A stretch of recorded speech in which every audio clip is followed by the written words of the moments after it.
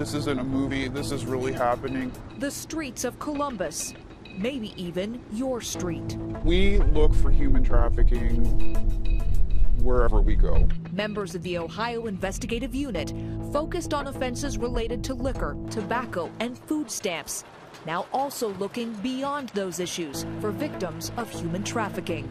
It could be a carryout that's on complaint for food stamp violations, and when we're in that area investigating that complaint, we'll also be looking for human trafficking because we know how prominent it is in areas now. Prominent enough for Ohio to rank 4th in the nation for the number of reported cases. This activity doesn't just happen at night. No, it's during the day too. We ride along with an undercover agent as the sun goes down.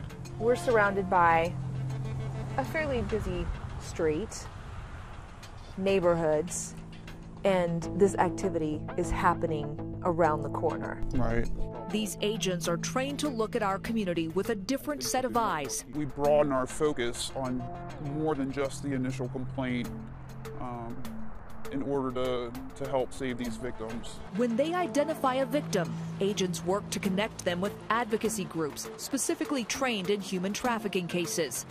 Many victims much younger than you might think. The average age for a human trafficking victim is 13. You heard right, 13. Stephanie Rollins lived it. At the age of 12, I ran into my human trafficker. She thought he was her boyfriend, that he loved her. He kept the alcohol and drugs flowing, getting her hooked. I felt that I owed him. Whatever he asked of me to do, I did. What followed was a life on the streets. I'm over here and I'm doing what I know. And, you know, it wasn't nothing abnormal. I've been doing it all my life. Cocaine to heroin, looking to numb the pain of life she says was eating her alive. Stephanie remembers the moment she turned to a different power. God, please help me. Help me. Put people in my life to show me how to live life because I don't know how. Now 5 years clean to the day. She transformed her life. Stephanie works at the Peer Center and devotes time each week to share her story with other young human trafficking victims. I've been there in different ways, shapes, and forms, but if I can just say, oh, honey, please don't. This is what happened to me. It's an important message.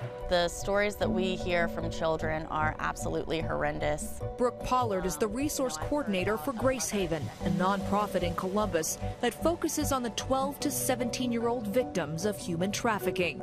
And what she hears from those young women is shocking. When I talk to the girls that we serve in our house and I ask what kind of men are purchasing sex from you, and they say these are doctors, these are prominent figures, these are lawyers, these are politicians, these are salesmen, these are businessmen, these are people who are very well known in the community, who think that they can get away with it, that this is a victimless crime, and that they can, just like you can go to a vending machine and buy a Coke or buy a bag of chips, you can go and buy sex on your lunch break.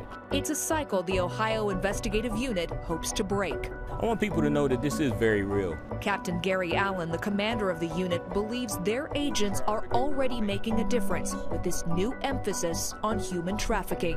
When you protect and serve, that's what you want to do. You want to protect and serve. You want to help people. So every night, the unit continues its patrols, looking not just for suspects, but also victims. Human trafficking occurs 24 hours a day, 7 days a week. We really do have to keep our eyes open, and we really have to be on alert and aware of what's going on around us. And those who work directly with victims know it will take the awareness of our entire community to make a meaningful difference. As long as you have a demand and people want to buy sex from children, somebody will supply you with child victims. As a survivor of child sex trafficking, Stephanie is now excited for the future, for a life she never thought she'd have.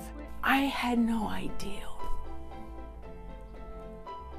I had no idea life could be this free.